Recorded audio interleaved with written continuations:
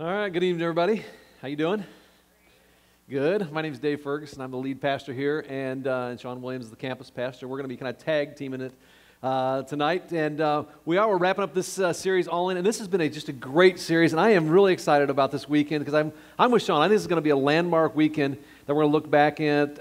It's changed not only our lives, but changed the life of this church, of this community, and really other places all around the world. Now, one of the things we've been doing during this all-in series is we've been looking at all-in moments, right? All-in moments. All-in moments are those key times in the life of every Christian where it really kind of drives us to this important question. And the important question is, am I a consumer or am I a follower, right?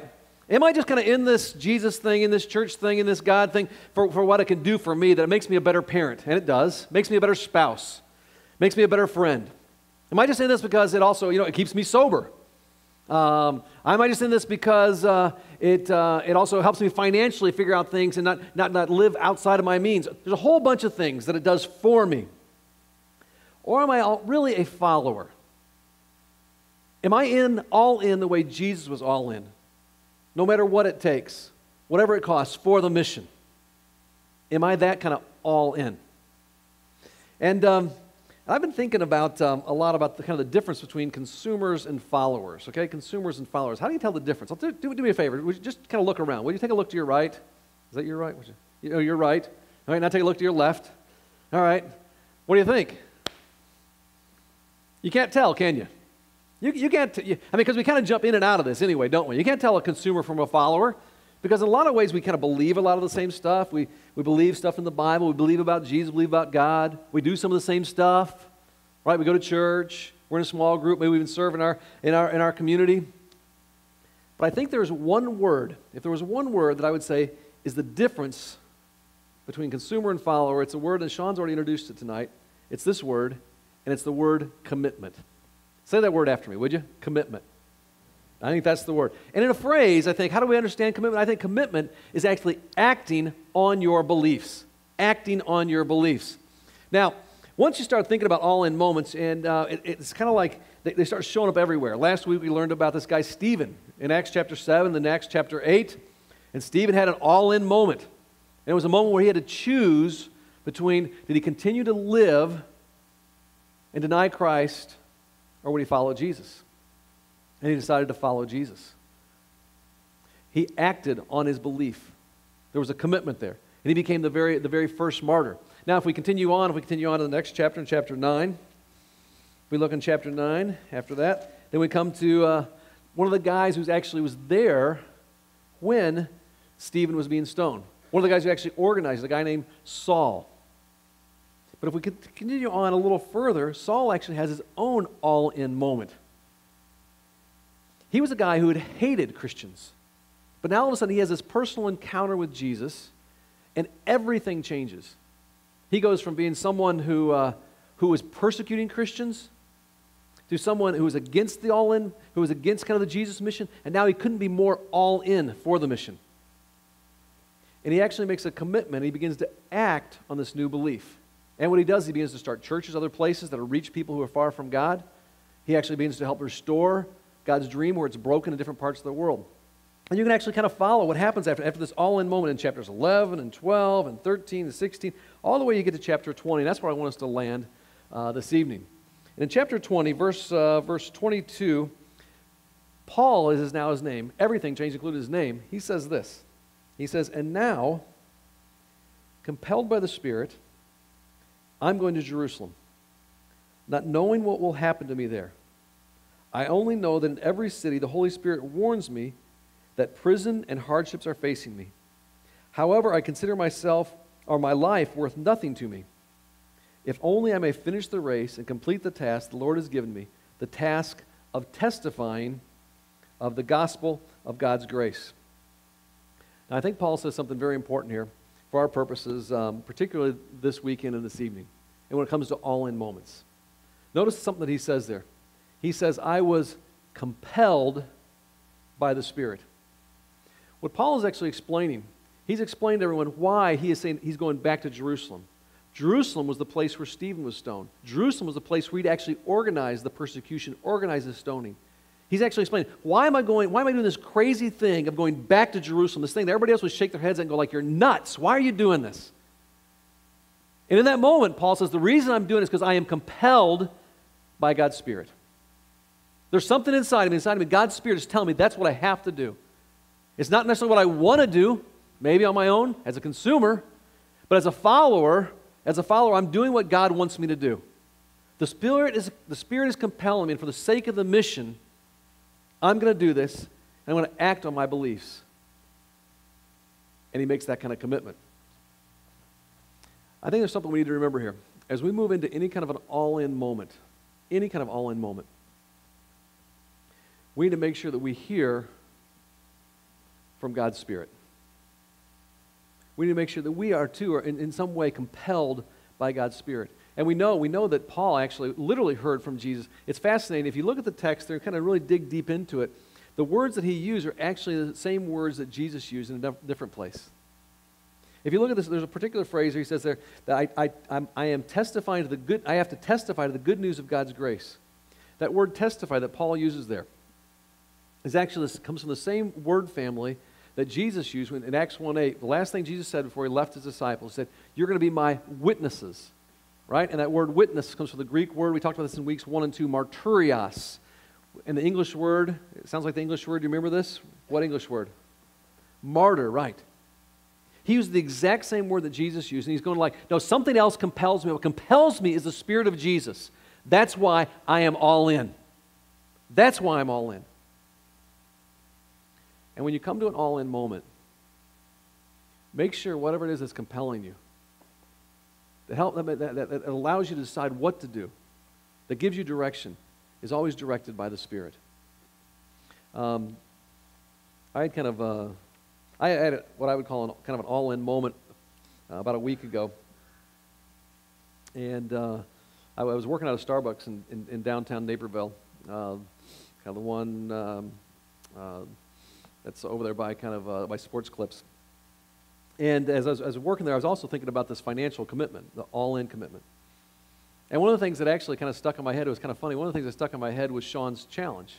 And Shawn's challenge was kind of specifically said, this is the largest and probably the most important initiative this church has ever taken on.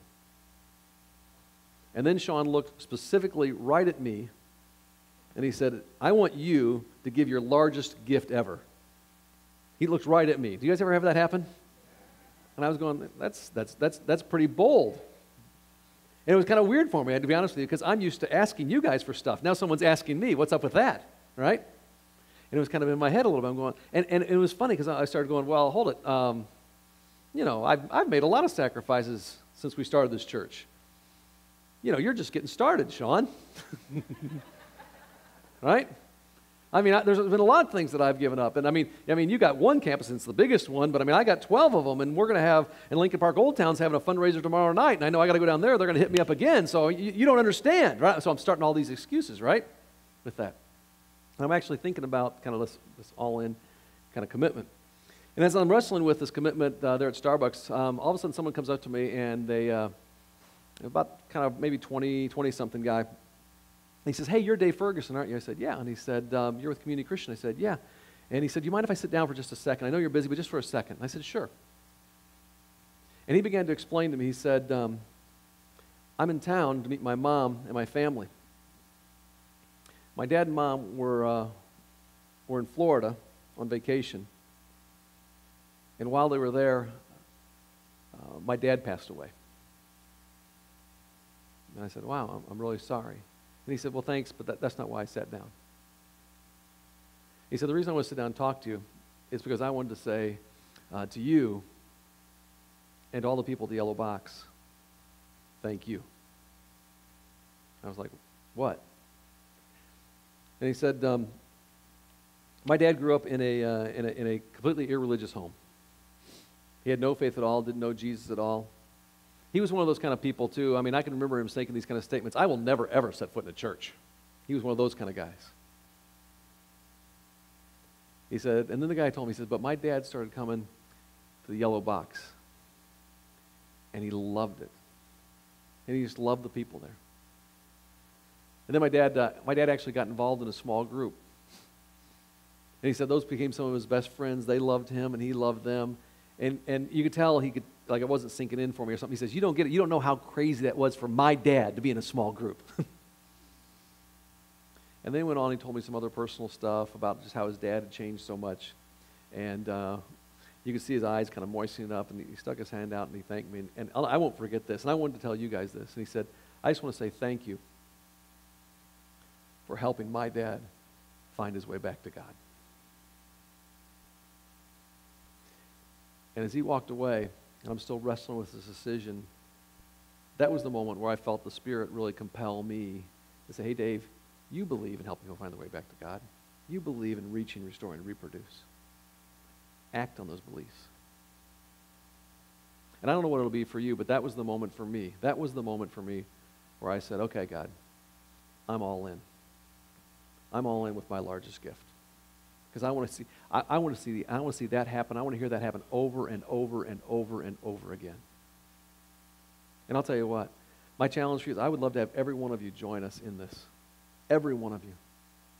To see that kind of story, that kind of eternity altering event happen over and over and over and over again.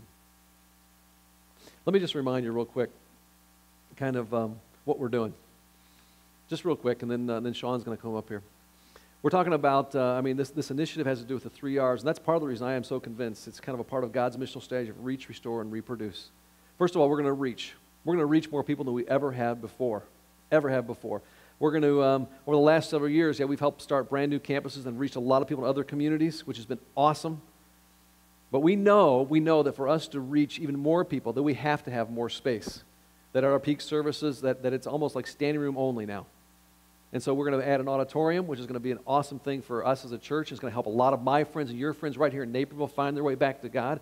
But it's also going to be used as a gift to the community for conferences and concerts, and also for our student community. We're going to actually, the community, the lobby area out here is going to be a lot bigger, so it's going to help more people get connected and get in small groups. Going to do some new things with our student ministry space and also our Kids City space. But bottom line is we're going to reach. We're going to almost double the number of people that we can reach. And we're going to hear twice as many of those kinds of stories. That's why we're doing all in.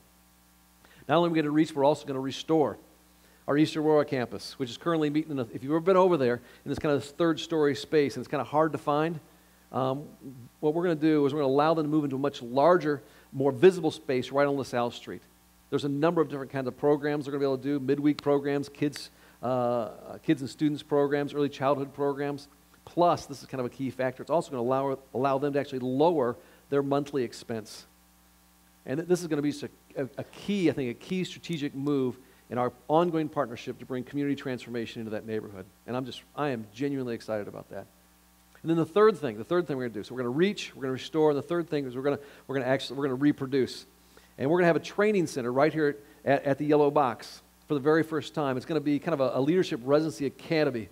And it's going to allow leadership residents who are church planners and campus pastors in training to actually get trained so they can start brand new churches and brand new campuses. Leadership residents from the Yellow Box, from other campuses, and even other churches will come here.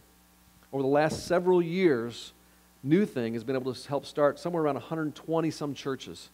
That's probably somewhere between 40 and 50,000 people every weekend now that are part of New Thing churches.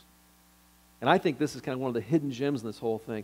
We're not only going to be able to reach hundreds or even thousands, perhaps tens of thousands of people over the next decade as we train what could be hundreds of church planters to go out and plant brand new churches. I am so excited about that.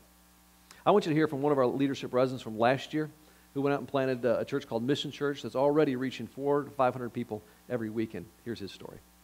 My name is John Peacock, and I'm the lead pastor of Mission Church, a brand new church plant just outside of Schaumburg in an area that we call the 10.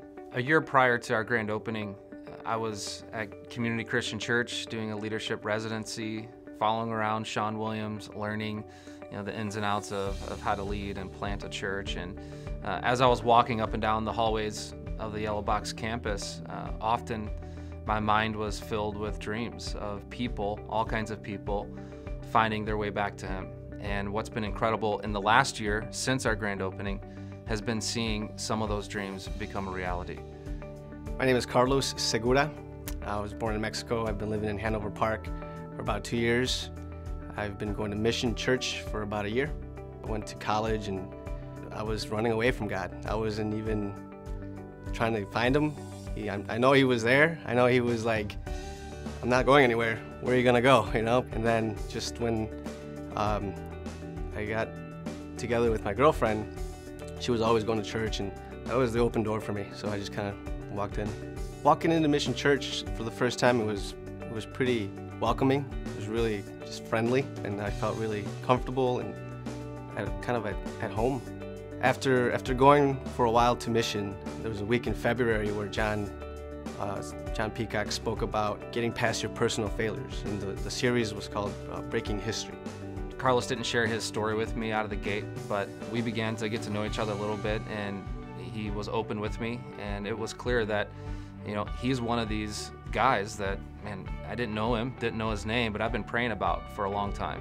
And I'll never forget the Sunday where we were talking about getting past your personal failures. As I was preparing for that message, I felt very, very strongly from God that I was supposed to give an old-fashioned, you know, old school kind of invitation to respond to Jesus.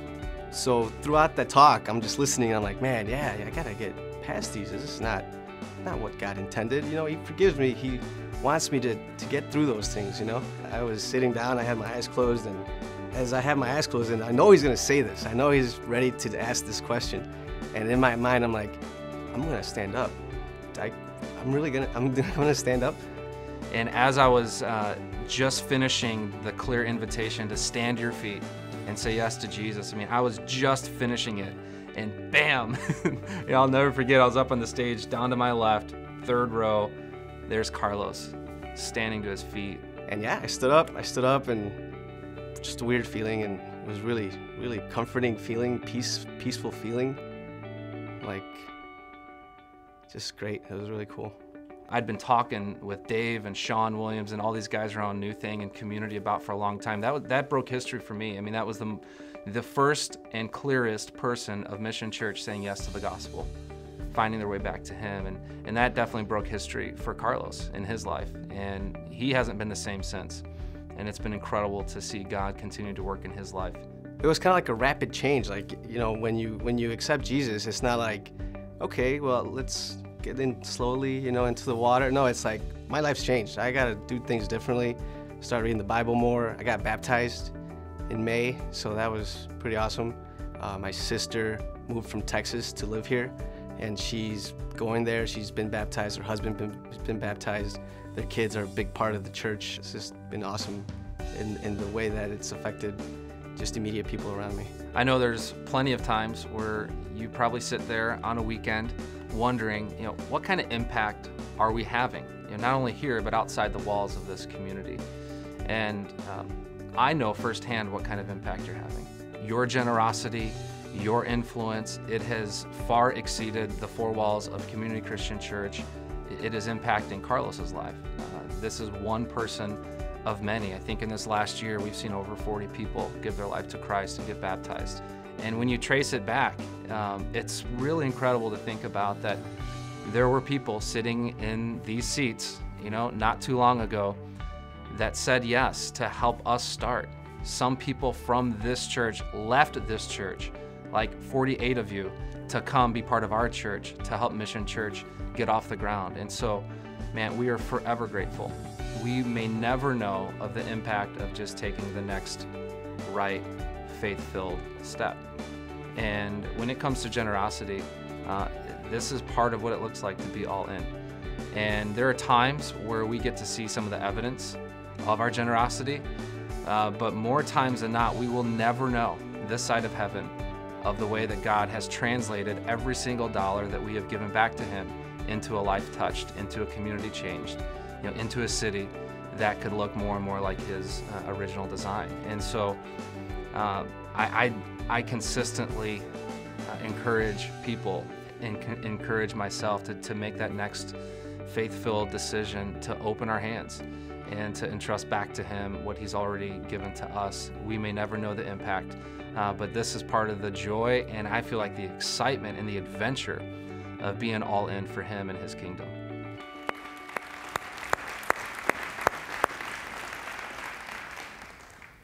I mean, as I listened to that story, you heard as they articulate themselves that it's possible that Carlos doesn't find his way back to God if it weren't for Mission Church.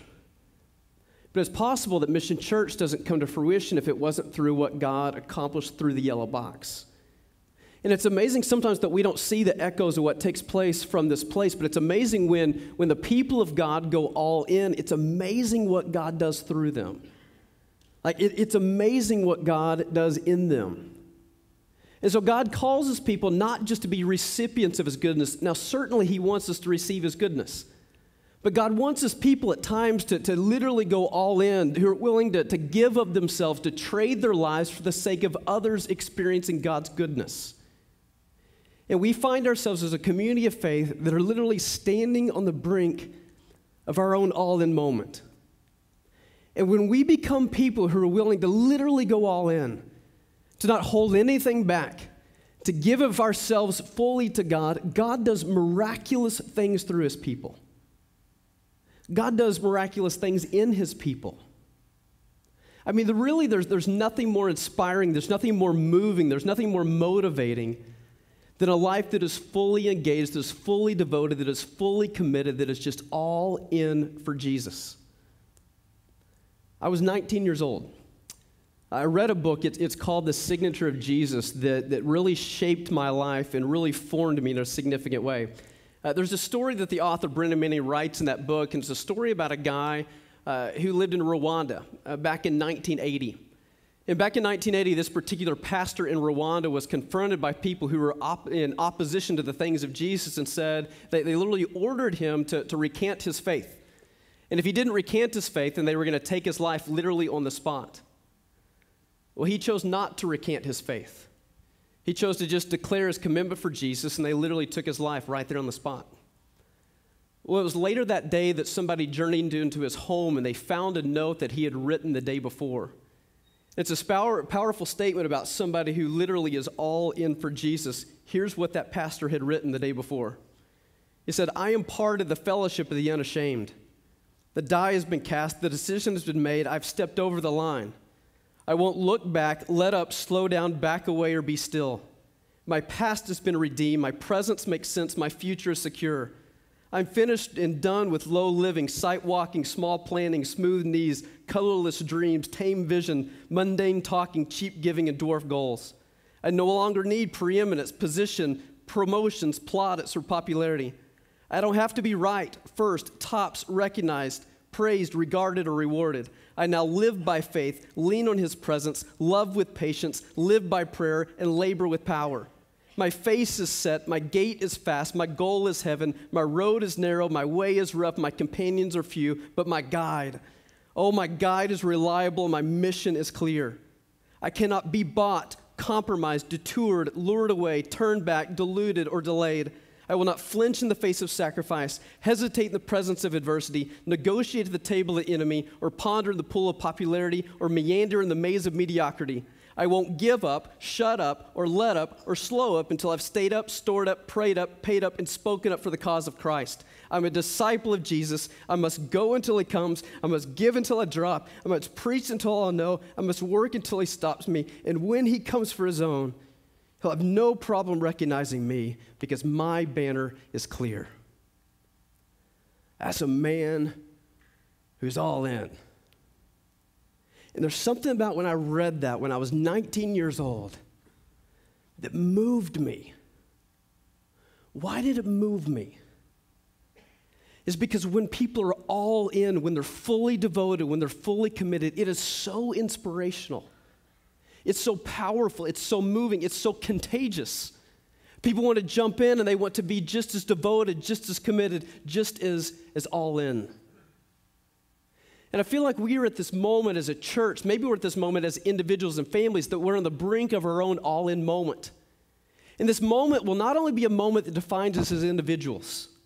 I mean, it'll be a moment that defines us as families. It'll be a moment that literally defines us as a community. That when we're a community of faith that doesn't hold anything back, but literally moves all in for Jesus, it will be an inspiration, it will be an encouragement, it will be a transformative experience, not only for those of us in this room, but for those of us that God has not yet brought to this community. God wants to do a mighty work through his people. And God wants to do a mighty work in his people. And so if you allow me to, I want to talk to a few different groups of people that are probably represented in this room. Let me talk about to the people maybe who are brand new around community. Again, maybe this is your very first time. And you're like, dude, Shawn, you're talking about all in. This is my first night. I don't know that I'm all in yet. And you know what? If this is your first time, if you're brand new around community, here's what I want you to know. There's no expectation that you'll be all in today. But we are ecstatic that you are here. And what I hope that you grow to find out, and what I hope that you come to realize, is that we're a place that is just recklessly passionate about helping people find their way back to God. What I pray that you discover about this community, this is a place that just loves you unconditionally. That's a place that you can plug into, a place that you can really belong. What I hope you discover about this place is it's a place that's willing to radically give of themselves for the sake of others. We're not in this for ourselves. We're willing to give ourselves away for the sake of others, and I hope that you discovered this about this place. And so whether you're ready to go all in or not, for me, is not as important. Is what I hope to be true is that someday, one day, maybe weeks from now, maybe months from now, maybe a year from now, that you would say, I want to give my life all into Jesus. And I want to give my life all into Jesus, plugged all into this particular community. I hope that's true of your story one day. Let me talk to people maybe who have been around for a little while, but maybe would still consider themselves maybe a little still newer on the journey. Again, we're stoked that you're here. And as you think about really what it means to go all in, as what you think about, what it means to make a commitment, specifically a financial commitment this particular weekend, here's what I hope that it's true for you. I hope that becomes a defining marker in your faith. I hope it becomes a moment that you literally look back years from now and you go, man, that was the moment that I drove the stake in the ground, that it was this kind of all-in moment. It was a step of radical faith for me. It was a step of radical sacrifice for me. But it was a moment that I realized that, man, God showed up in my life. And I hope for some of you, maybe you've been around, you kind of been checking the yellow box out, that this commitment becomes a moment that you put a stake in the ground, that it's not just their church, this is my church. It's not just the vision that God gave the church. This is a vision that God has given my life. And I hope that you embrace it, you embody it. This becomes a defining moment in your journey, because when God's people go all in, God does an amazing work through them. And God does an amazing work in them. And my prayer is that you'll go all in today. Let me talk to those of you who've been around maybe for a long time. There's some in this room that have literally been around for 20 plus years. First word I want to say to you is thank you. What's been true of you for the last 2 decades, and some of you haven't been around that long time, but you've been around a long time. And what's been true of you is you've been the pillar of this particular community. You've given of yourselves. You've taken a step out in faith. You've made sacrifices. And so much of what we've shown is so much of the stories of life change and so many of the things that we've been able to do as a community that God has done through us, it's been made possible through you. And so let me say thank you to you. But the temptation for somebody who's been around for a long time is this, is that it could be that this is just another one of those initiatives. This is just kind of something else that we're doing as a church. Please don't see this as that. This is not just another thing we're doing. As Dave mentioned, this is the biggest vision that God has ever given us as a church. This is the most significant thing that he's ever called us to. It is a huge step of faith for us. It is a step out in risk for us as a community. But we can't wait to see what God will ultimately do in it. And maybe this is the 4th, maybe even 5th initiative that you've been a part of here at the Yellow Box. And I want to encourage you to engage it in this way. I'd suggest that God still wants to do something in you as well. And so would you take a step out in faith in a unique way? Would you take a step out in sacrifice, maybe in a new way that you've never done before, giving God the margin to still do something significant and maybe unique in your life as well? God wants to move through you. God wants to move in you as you go all in. It was 8 days ago that there was a few of us that gathered in a tent actually out in the east parking lot for a night that we called our advanced commitment night. It was an awesome night. It was a fun night. It was an inspiring night. For those of you there, it was a little bit of a cold night, but it was a great night. In many ways, we kind of had our first celebration service in a tent in the new space. But the reason why we did that event is this, that it follows the pattern of David when he built the temple back in 1 Chronicles chapter 29. And the pattern that David set back then is the first thing that he did as a leader is he got his own heart right with God, and he made his own personal commitment. The next thing that he did is he gathered the core group, like the leaders, the influencers of the nation of Israel, and as a core group, they went first. They made their commitments first. And their commitment was so inspirational that it inspired the rest of the nation, the rest of the community that would soon follow. And so in many ways, 8 days ago, we followed that exact same pattern. And so we gathered our staff and our leaders and many attenders right here at the Yellow Box, and we had our advanced commitment night. It was a powerful night. And on that particular night, there were 79 families that went first, making their commitment first. And these 79 households, I mean, they went all in. I mean, they went all in a powerful way. And I want to share with you some of the stories of what God did through those 79 families that went all in that particular night. Of those 79 households, there were 3 households that they are giving back to God at community for literally the very first time. That's awesome. I mean, it's an awesome thing when people engage in the mission, maybe for the very first time. And so maybe there's others of you, just like that if you make a commitment today, it'll be the very first time that you've ever given back to God here at Community. And so I would encourage you, don't stand on the sidelines. Don't watch this thing happen. Engage your life. Go all in for the mission of Jesus. I promise you won't regret it. There were other remarkable stories that came out of that all-in, like advanced commitment night. Stories of incredible faith, stories of significant sacrifice, people who willingly and just joyfully did some significant things that God will ultimately bless and do something significant with. There was a particular family that took their previous 2-year giving, and their commitment reflected 10 times what they had given in those 2 years. They had previously given about $3,600, and they made a commitment of $35,000. There's another family that took their previous 2 years giving and multiplied it by 24.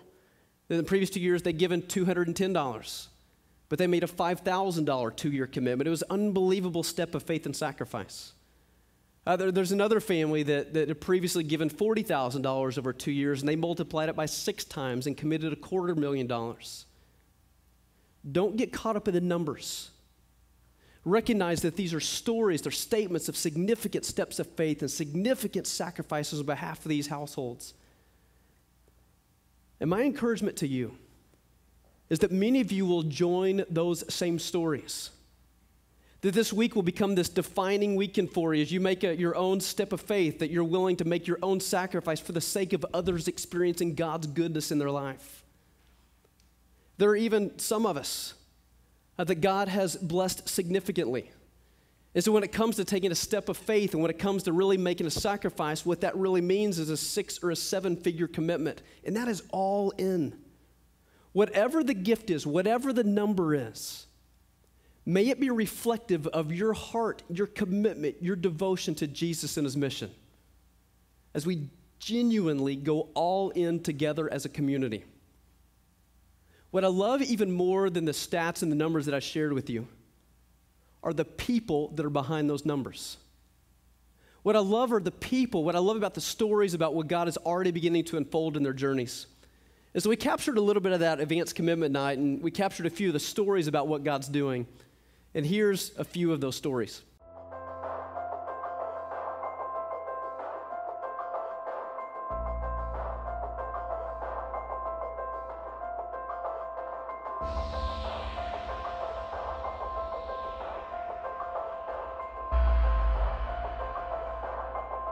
We just gave our all-in commitment, and we're excited.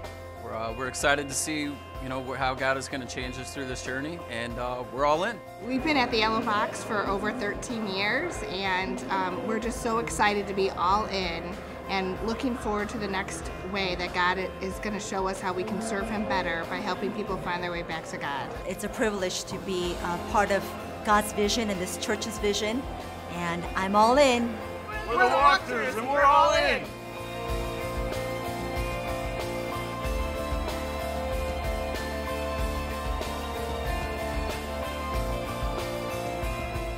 Love these CCC initiatives. Deb and I have been fortunate to be through the last, all of them since they started, and we've been able to contribute more on every initiative, and we're all in again. I am so excited at what God's going to do through us in our community and outside this community, and I am just so proud to be part of this, to be just bringing people back to God like this place has helped me find God. So, community, I am all in.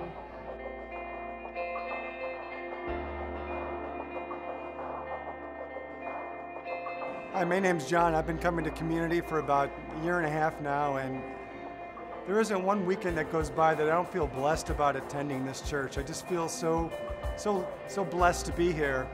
And how can you not be excited about what's happening here? How can you not be all in? Just look around. I'm so excited about what God's going to do through this church, with this church. I want to be part of it, and I want everyone to be a part of it. You can't miss it. I'm all in, and I hope everyone's all in. So let's go.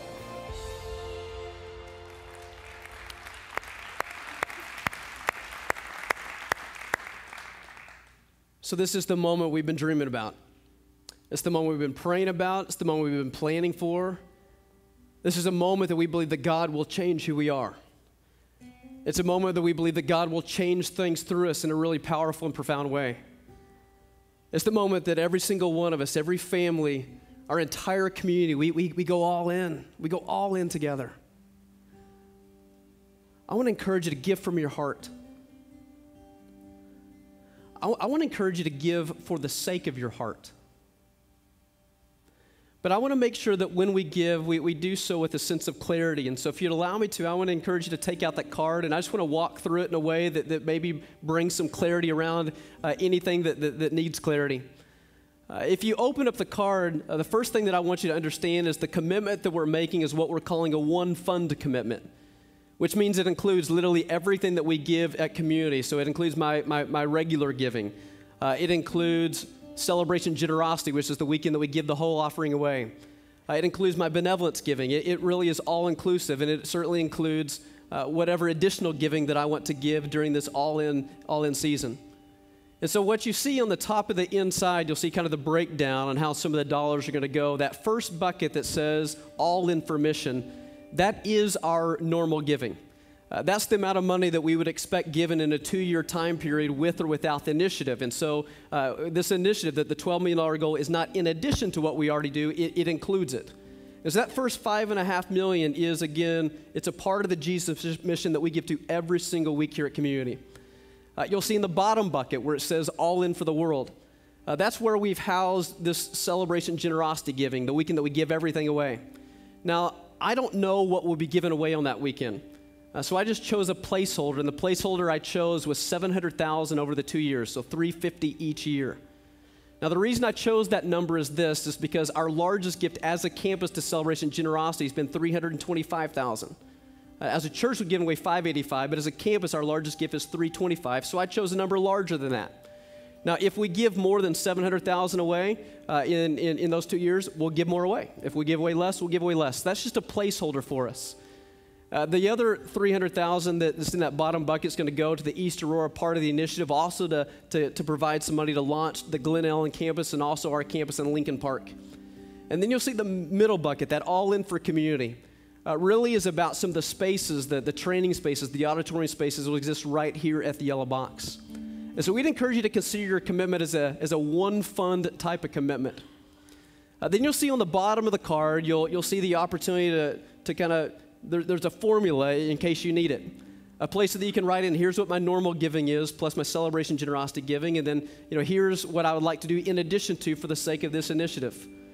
And then you multiply that times 2 because it's a 2-year commitment. And then you'll see a blank that says stored resources. For some of us, we're not going to give of our present and our future earnings. We're going to actually give out of what God's already blessed us with. And so we'll give stock, we'll give of savings, we'll give property, we'll give, we'll sell something, whatever it is. That's what that stored piece is, which will lead us to a final number. Now, you can use the little formula if you like. If you don't, really all that matters is that final commitment number. Now, on the back is just simply what we're calling a discipleship tool. You know, the back best understood, the best way to use the back of the card is to simply do this. That take the card and find a number on there, a 2-year number on there that you feel like, man, that's a doable number. I could really do that. We could do that as a family. And if you find a number that feels comfortable for you, I'd like to push you and say, I don't think that's your number. I'd encourage you to find another number that is a step of faith. It requires sacrifice. It will require you changing some lifestyle things, decisions in order to make that possible. The one that requires faith and sacrifice, I'd suggest that's your number. And so what I'm going to do is I'm just going to give you a moment. I'm going to give you some time with God. I'm going to give you time maybe to talk to somebody you came with. Just take some time and use the time to make your commitment.